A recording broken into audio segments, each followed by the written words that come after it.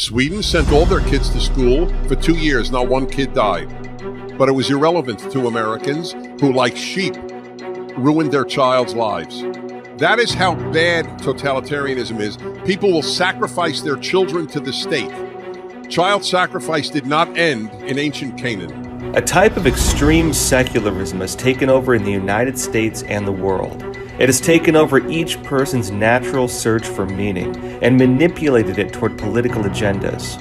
According to Dennis Prager, host of The Dennis Prager Show and co-founder of PragerU, this secularist extremism is behind policies that sacrifice the health and well-being of children at the altar of safety. It has also redefined morality in the name of politics, and it is ruining science in the name of wokeism. We spoke with him at the 2022 NRB convention about the need to bring the focus back to freedom. Hey, Dennis Prager, thanks for being on Crossroads. I'm honored. I love Epic Times. I appreciate it. Now, I want to hear your State of the Union. Biden just gave his. What's the State of the Union? Where do you see this country at right now?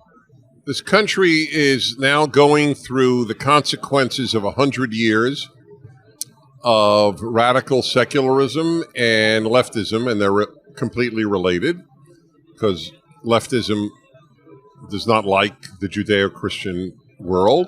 I have, believe it or not, a bunch of equations. Equations? Yes, equations. Yeah. Just like physicists have, I have it about human life. So here's one. And it is that, let's see, secularism plus affluence plus boredom equals leftism. I could see this. I mean it literally. It's kind of easy times create weak men type thing, well, right? but you also, you need the secularism. Religious people have meaning.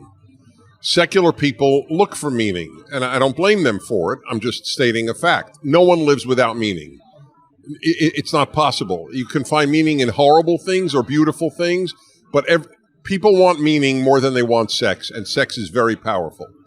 But there are people who don't have sex and they're happy. There's nobody without meaning who's happy. So you think the far left, they're giving people a sense of meaning? Of course they are. Yeah. Not even a sense. They are giving them meaning. Fighting for communism was for a communist what fighting for Christianity is for a Christian. No difference whatsoever. Interesting. Their faith was as deep. They were willing to die for it. They were willing to kill for it. They were willing to torture for it. I'm not saying Christians are, but I'm giving you an idea of how deep it was.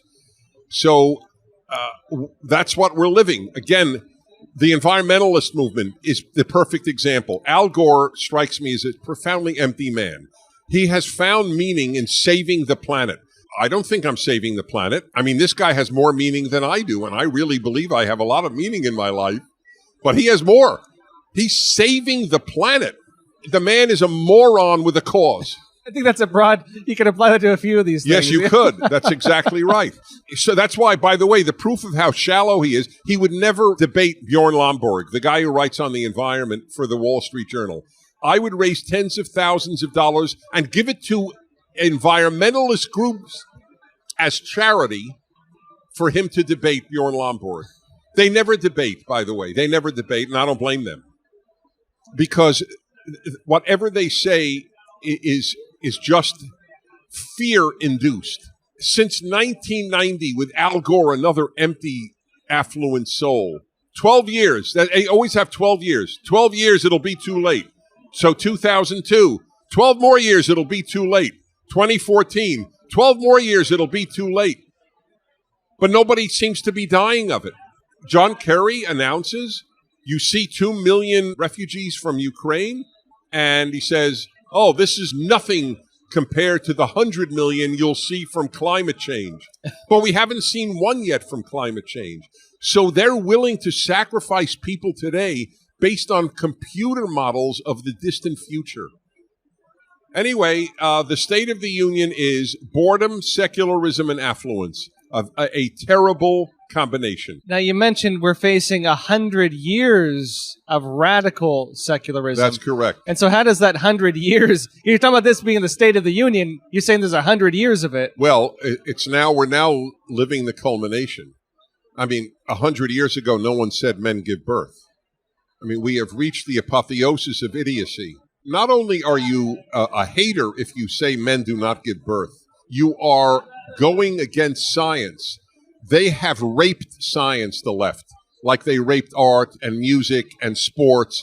Whatever they touch, they disgrace and they ruin. And science is the latest. Well, and it seems like with science, they're trying to alter reality itself, that they're redefining reality in a sense. Yes, of course, because for them, science doesn't matter. Science and reality are presumably synonymous, but it's irrelevant to them. If you want to believe that men give birth, you then declare it, and anyone who doesn't is a hater and anti-science. Tell me about what's leading to this. You mentioned it's kind of this weird search for meaning. There is a chaos. In a sense. The post-Judeo-Christian world is chaos. You said the post-Judeo-Christian world is in chaos, so you think it's that secularism has taken over, in other words? So completely, of see. course. So much so that there isn't even any knowledge of the biblical world, which is the Judeo-Christian world. Yale's insignia is in Hebrew. Do you think the average Yale student knows that, let alone where not. It's from? It's from Leviticus. And what's interesting is so is the inscription on the Liberty Bell. It's also from Leviticus. I'm mentioning that because Leviticus is an obscure book of the Bible. Most people can't spell it, let alone know what's in it. And yet, the founders of Yale cited it, and the founders of the country cited it. This country was founded on the basis of people rooted in the Bible. Lincoln didn't go to church, but he had a Bible on his nightstand. That's why I'm devoting much of my life to my Bible commentary. The third volume is coming out later this year, Deuteronomy. It's on the first 5 books. Genesis and Exodus are out. It's my life work because there is more wisdom in any one of those books than in Harvard. Yeah. And people need to know it. So, I think you're hitting on something really interesting here, that when this knowledge is lost, the very idea of how to interpret what things are in this country is lost, if that is the foundation of it. Is this what you're suggesting? Well, yes. I'll give you an example. We're told that you dismiss the founders because they had slaves. So again, the book of Genesis in this case, as I point out in my Genesis commentary, explains how to look at people in the past. There's a verse that speaks about Noah, who it says God saved from the flood. Noah was a righteous man in his generations. That's what it says. Why does it add in his generations? Why doesn't it just say Noah was a righteous man? Because you judge men in their generations. Explain this. Yes, everybody had slaves in the world. Slavery was universal. Every society, every culture in Africa, in Asia, in Latin America, in America. So you don't judge people on whether they had slaves. You judged people on whether they created a system that would get rid of slavery, and they did. None of them defended slavery. They lived against their own values, which is called inconsistency, a very common human problem. Most people who commit adultery don't think it's right. The problem is with people who think it's right.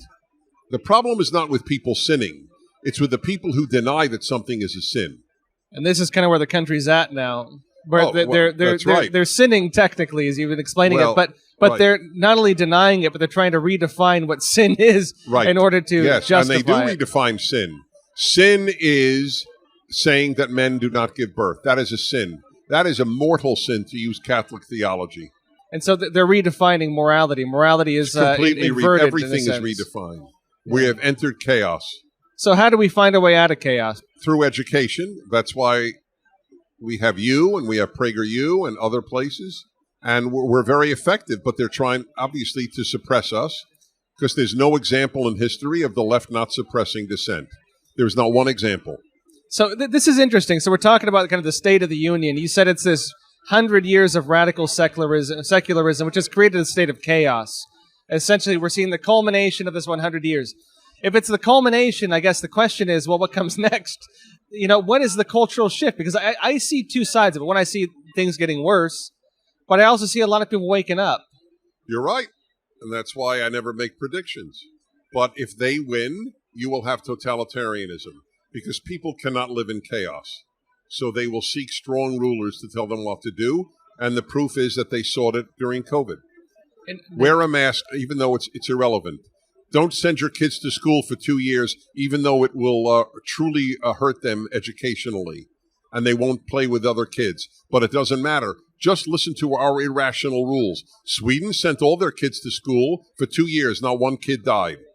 But it was irrelevant to Americans who, like sheep, ruined their child's lives. That is how bad totalitarianism is. People will sacrifice their children to the state. Child sacrifice did not end in ancient Canaan. That's a strong statement. It is a very strong statement. Tell me Children this were more. sacrificed on the altar of safety. That is Moloch. The god Moloch is described in the Bible as the god of the Canaanites, to whom children were sacrificed.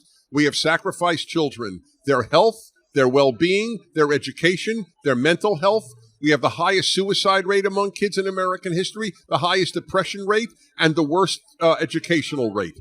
All thanks to idiotic, irrational obedience to idiotic, irrational authority. The state says is to half this country what the Lord says is to a religious Jew or Christian. And you made an interesting point, too, that in doing this, people have really defied basic logic and even science. Correct. And so they put the state above this, even when they know the state science. State über alles. That's right. CDC über alles. Above all. Yeah, and we can see it, We can see it. But do you think it starts to tear down those walls when people start seeing the state was wrong? Do you think it changes any minds? So, to some, it is. I agree with that. I'm not hopeless, but I'm also not confident that it'll work. There's no way. I never have predicted the future. I've always done what the prophets of the Old Testament do. They say, if you do X, Y will happen. But they never said Y will happen no matter what. If you continue in this way with your left-wing nihilism, then there is no hope for the country. But it's a big if. It is a big if. And the way out of it is don't send your kid to college and probably homeschool your kid no matter what. I have a 12-year-old daughter. She's not going to college if I can help it, I'll tell you that. You're damn right. And unless the system changes. We don't hire people at PragerU based on what college or any college they went to. We have Harvard graduates and high school graduates. And the Harvard meant nothing, and the non-college meant nothing. If you're terrific, you're terrific. I guess just kind of wrapping this up, I want to talk about this idea that you're kind of getting at here, this lack of meaning in society, and what happens when a society loses its sense of meaning. The kind of chaos that we see coming out from this. Well, as I said, nobody does lose a sense of meaning. They supplant it with a new source of meaning. Do you think COVID was that sense of meaning then? No, I think that leftism, saving the planet because of computer models of human life being destroyed, that's a secular meaning. That's a perfect example. As I said, what could be more meaningful than saving humanity?